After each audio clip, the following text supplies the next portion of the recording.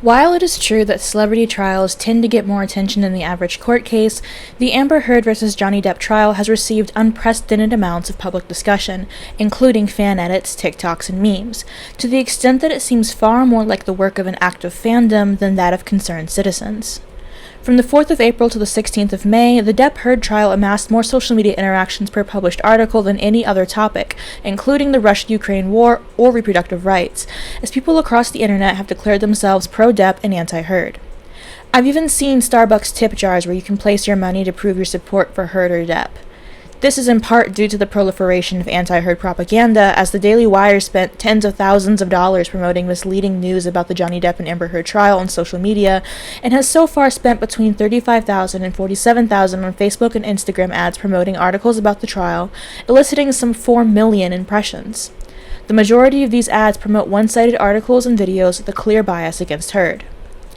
I believe that many have forgotten that the suit was not to determine whether Heard was violent, or whether their relationship was mutually toxic, or even if she lied about her abuse.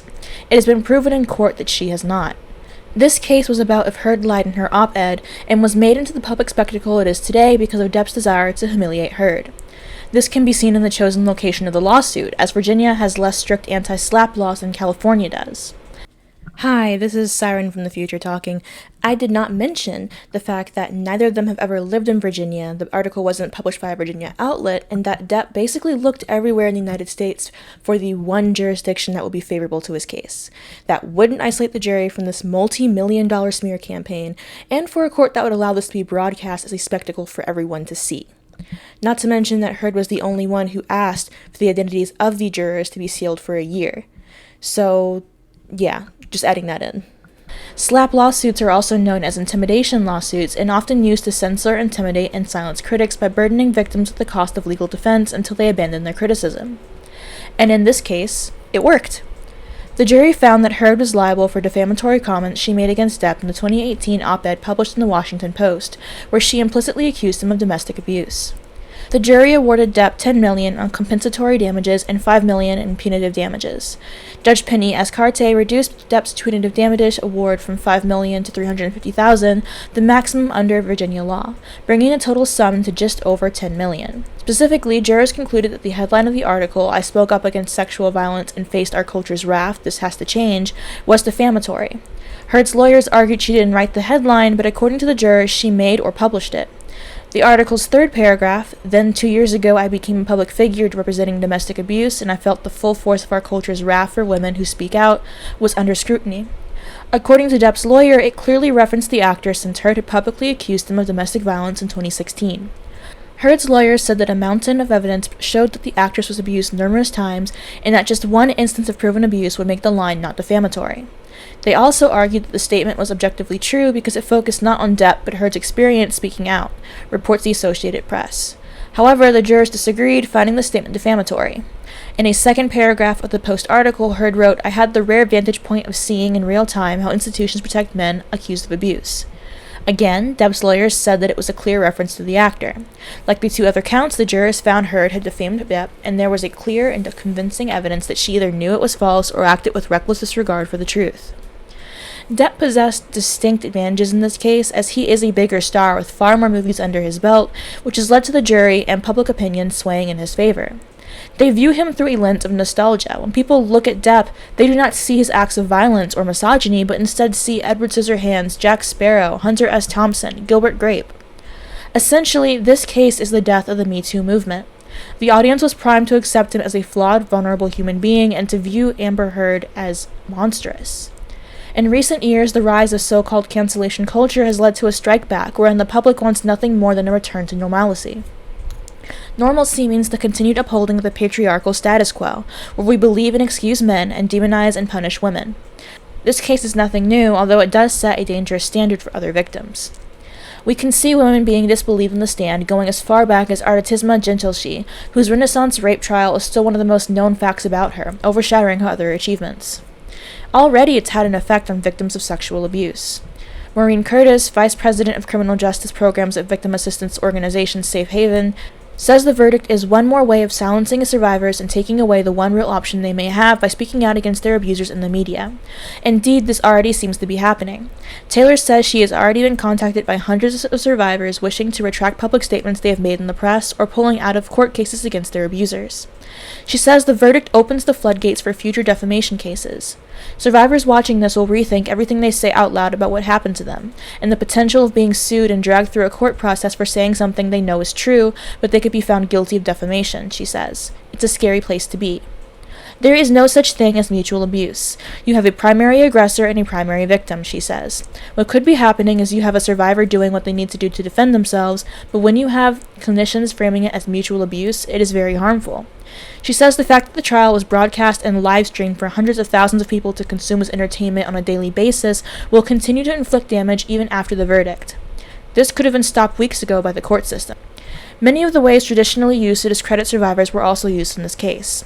I hear from women in the UK, Canada, all the lawyers use the same tactics. They position them as hysterical, as gold diggers, malicious, out for revenge, emotionally unstable, as having personality disorders, says Taylor. It provides a model of discrediting the woman. The Depp verdict, she says, will only make such tactics more common in a courtroom setting. However, Heard's lawyer has high hopes for an appeal. She stated, "I think this is an inconsistent verdict. How can it be that Amber Heard was defamed when Johnny Depp's lawyer said her allegations were a hoax, and yet Johnny Depp was also defamed when she said that she was representative of violent domestic abuse?" She also got hit with a defamation verdict for the headline in the article, which she did not write. I think this is going to go on appeal. I think within a year or two, we're going to have a more definitive answer and outcome in this case. Regardless, let's go ahead and break down the case itself.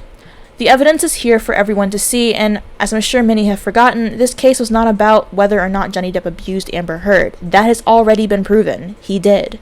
This case was about the financial damage that Depp faced after the 2018 opinion piece that Heard wrote in the Washington Post, where she described herself as a public figure representing domestic abuse.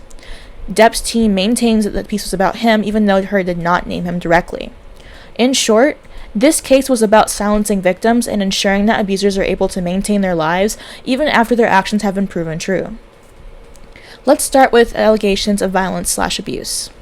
Heard has proven 12 out of 14 incidents of abuse by Depp to the civil standard. In Los Angeles early 2013, the first assault allegedly took place after Heard joked about a tattoo Depp had during his relationship with the actor Winona Ryder, which originally read Winona Forever but was altered to Wino Forever after they split. Heard claimed Depp had got angry, knocked her to the floor, then cried and apologized, saying he sometimes turned into the monster. The judge accepted Depp had used the term to refer to that part of his personality when, affected by drink and or drugs, he would do things that he otherwise would not do. Number 2, Los Angeles 2013. Heard alleged Depp was enraged that she had hung a painting by her ex-partner Tasia Van Ree near her bed and tried to set fire to it and hit her so hard that blood from her lip ended up on the wall. Heard described Depp as Dr. Jekyll and Mr. Hyde on a binge. The judge concluded Depp had drunk whiskey and taken cocaine before the assault.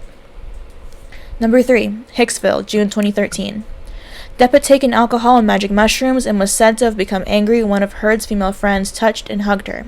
He allegedly grabbed the woman's wrist and threatened to hurt her. He is said to have thrown glasses at Heard, ripped her dress, and damaged the cabin they were staying in. The judge found Depp had been angry when the assault occurred. Number 4, private plane from Boston to Los Angeles, May 2014. Heard said Depp, after drinking heavily, had thrown objects at her, slapped her in the face, and then kicked her in the back, causing her to fall over. He threw his boot at her on the floor and then passed out in the toilet. Denying the account, Depp said he had given her a playful tap on the bottom with his boot, and when she reacted badly, he took a pillow to the toilet and slept there. The judge said this was more than a playful tap. Number 5, Bahamas, August 2014. While detoxing from a painkiller dependency on his private island, Depp was said to have pushed Heard to the ground, slapped her, grabbed her by the hair, and kicked the door so hard it splintered. The judge concluded it was more likely than not that he pushed Heard on at least one occasion. Number 6, Los Angeles 2014. Heard alleged Depp, after being violent towards her, had sent text messages calling himself a fucking savage and a lunatic. The judge concluded he was not persuaded that this alleged incident constituted a physical assault. Number 7, Japan, January 2015. In a Tokyo hotel room while attending a premiere, Depp allegedly shoved, slapped, and grabbed Heard by the hair. Depp said his children had been with him and he would not have acted this way. The judge said the children had been in another room and he did not accept their presence would have inhibited Depp. Number 8, Australia, March 2015. After 3 days in Australia filming Pirates of the Caribbean, Depp was said to have put Heard in fear of her life. Heard claimed he had assaulted her multiple times. He severed his fingertip and scrawled graffiti in his blood on the walls. The judge did not accept Heard had been responsible for the severed fingertip through throwing a vodka bottle at Depp. He accepted Heard had been the victim of sustained and multiple assaults. Number 9. Los Angeles 2015. Heard said Depp had hit her hard and repeatedly before trying to push his sister down the stairs. The judge accepted Depp had assaulted Heard. Heard admitted hitting Depp, but the judge accepted it had been in defense of her sister. Number 10. Southeast Asia 2015, August. The judge accepted Heard's account that while on the Eastern and Oriental train, Depp had hit her, pushed her against the wall, and grasped her by the throat. Her diary said they had fallen asleep smashed together in desperate childlike anger, fear, and love, finally succumbing to exhaustion and ultimately unavoidable futility. Number 11. Los Angeles, Thanksgiving, 2015. An allegation Depp had thrown Heard around the room and thrown a wine glass and decanter at her was not proved as it had not been put to Depp in cross-examination. Number 12. Los Angeles, December 2015. Heard claimed Depp had thrown a decanter at her in their penthouse, headbutted her, and pulled large chunks of hair from her scalp the day before Heard's appearance on James Corden's Late Late Show. The judge ruled the argument was not just verbal, it became physical, concluding Depp had assaulted Heard. Number 13. Los Angeles, April 2016. Heard claimed Depp had arrived late for her 30th birthday meal, drunk and on drugs. After her friends left, he threw a Magnum champagne bottle at her, which missed, smashed glasses, and grabbed her hair. The next day, feces was found on the couple's bed. The judge concluded Depp had assaulted Miss Heard as he had done on previous occasions when he was stressed. Of Depp's claim that Heard or one of her friends had deliberately defecated on the bed, the judge said it was highly unlikely. 14. Los Angeles, May 2016. Depp threw a phone at Heard, allegedly smashed items, and kicked a hole in the door of their apartment. After this, Heard filed a petition for the dissolution of her marriage and applied for a domestic restraining order against him. The judge said, "There is evidence which I find compelling of witnesses who saw Miss Heard with injuries to her face and who took photographs of these." There are texts from Depp to Paul Bettany in which the pair joke about murdering Amber and raping her dead body. I work at a rape shelter. I am a woman, and I have heard many first-hand accounts of sexual assault, and while plenty of women may fantasize about wanting their abusers dead, I have never heard a woman fantasize about raping her abuser or sexually assaulting her rapist. There are texts about Depp talking about smacking Amber Heard around. Audio reveals Depp shouting and calling Heard a fat ass, a cunt, and Heard telling him to put his cigarettes out on someone else. There is proof of Johnny destroying Heard's closet. "Good morning, sir." So, Johnny destroyed Amber's closet. A diary entry by Heard talks about Depp strangling her and hitting her in the head. "Our fight was terrible. Jay finally at one point found himself with his shirt wrapped around my neck. He hit me several times. I don't even know how I wound up with this huge, rather annoying knot in the back of my head." A text message from Heard to her publicist states, "I'm really bruised and might have a black eye or two tomorrow. Same with my nose. Nurse on the way to make sure I don't have concussion." There are also texts to her psychotherapist saying it's an emergency, and a text to a friend in which she says, "Jay beat me up pretty good." There are photos of Heard bruised, which the metadata shows were taken on the morning and afternoon of September 16, 2015. A makeup artist recalls having to cover up bruising on Heard's nose, eyes, and her lip injury with red lipstick. Despite police claims, photos of Heard injuries of metadata show she did sustain injuries by Depp. These are the photographs, the metadata is not disputed, and shows that one of the photographs of Heard's face was taken before the first pair of police officers arrived. They also show damage to the apartment. Depp texted Bettany that he pounded and displayed ugly colors to Amber on a recent journey. In regards to the claims regarding Heard's mental health, the two disorders a psychologist diagnosed Ms. Heard with are not proven medical conditions, but are instead highly contested, controversial psychiatric labels. Histrionic personality disorder is practically debunked, as histrionic personality disorder was born out of the hysteria diagnosis, which could only be given to women.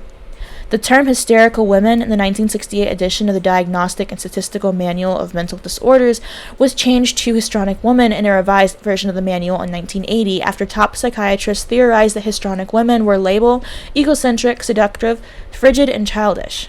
Hysteria and histrionic personality disorder became known as the wastebasket of mental health, with many influential scholars rejecting their existence. Women could be diagnosed with these terms for not smiling enough, not giving men enough sex, being lesbian or bisexual, being too assertive, too opinionated, leaving their husbands, or even just reading too many books. A similar argument can be made about borderline personality disorder, which women are at least 7 times more likely to be diagnosed with than men. Borderline personality disorder was born from histrionic personality disorder, as they are overlapping constructs in the Diagnostic and Statistical Manual of Mental Disorders, and one is born from the other. Further claims by Dr. Shannon Curry, the psychologist hired by Mr. Depp, are incorrect, as while she suggested borderline personality and histrionic personality disorder have a genetic basis, there has never been any proof of genetic basis of any personality disorders, and so this is categorically false. No gene has been found for any mental health disorder, and the APA agree that at the current time, we do not know the relationship between biology and psychiatric disorders. The use of these disorders and the presentation of the two as fact, despite being outdated, inaccurate, misogynistic in nature, and most importantly, diagnosed without ever even once seeing Heard, illustrates one of the biases in psychology. Born from its very roots, wherein Freud coined terms such as penis envy and built his psychiatry off of his personal beliefs that only men have moral sense, and that girls and women are essentially immoral, lying and conniving to get what they want. They must be guided through life by a father or husband, and because they choose not to marry, lesbians remain loose cannons, fundamentally untrustworthy and unstable. While a man's mental health is routinely used to position him as vulnerable and victimized, a woman's mental health is wielded to cast her as being deviant and dangerous, and that is more than obvious in this case. Regarding Heard's claims, Heard has previously admitted to hitting Johnny and throwing things at him to defend herself in her original 7-hour disposition. She admitted that in the course of this argument, she struck Mr. Depp in order, she said, to protect Whitney. In regards to the donations, Amber has already been responsible for 7 figures in donations to charitable causes and intends to continue to contribute and eventually fulfill her pledge. However, Amber has been delayed in that goal because Mr. Depp filed a lawsuit against her, and consequently she has been forced to spend millions of dollars defending Mr. Depp's false accusations against her. Amber stated, "Please tell people it was a fair fight and see what the judge and jury think. Tell the world, Johnny. Tell them, Johnny Depp. Johnny Depp, I'm too a victim of domestic violence, and it's a fair fight, and see how many people believe or side with you."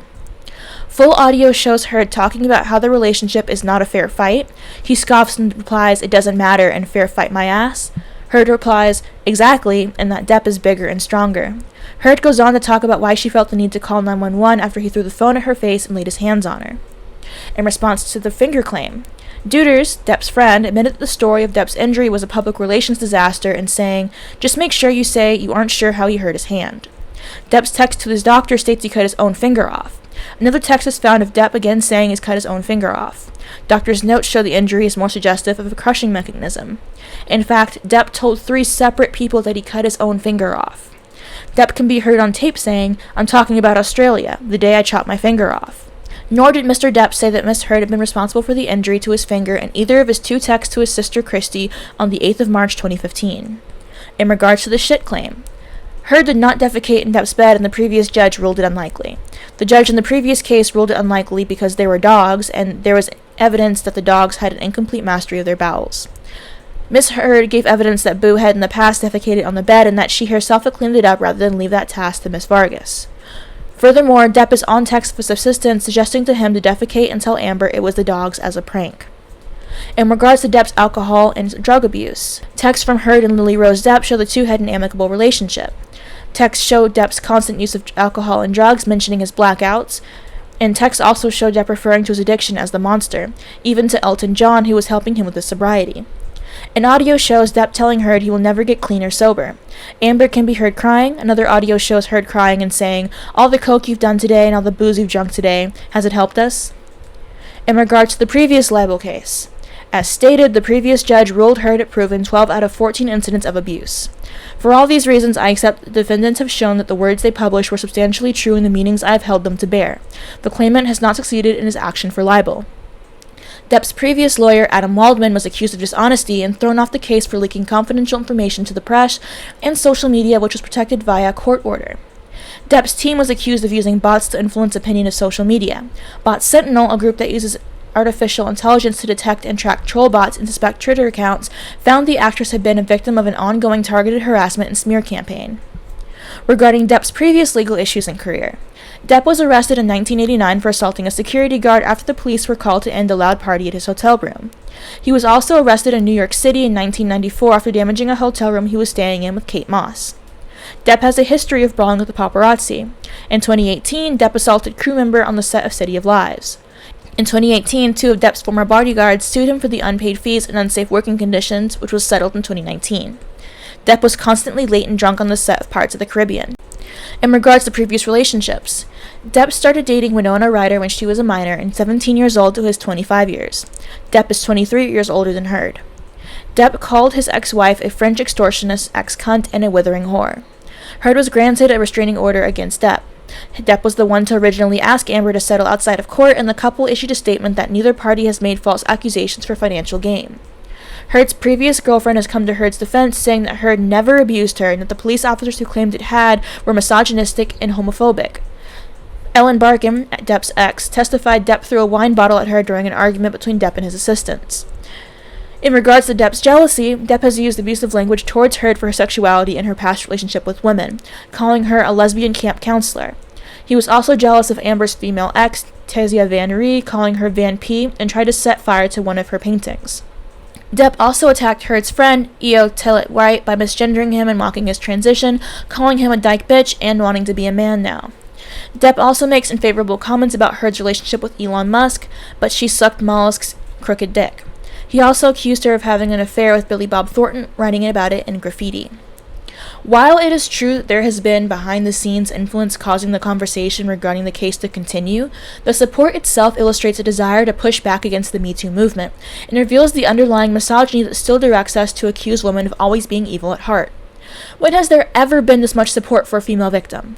The truth is that some individuals have always wanted to undo the Me Too movement, but until Depp's case, none of the celebrities getting accused were charismatic enough, nor had enough of an established fan base for support to gain momentum. Depp's popularity in previous roles have allowed it to finally happen. This trial is not without consequences. It sets a precedent that shows that an abuser can rehabilitate their image if they just try hard enough and are charismatic enough for it to stick. Marilyn Manson, a friend of Johnny Depp, has followed suit, suing victim Rachel Woods.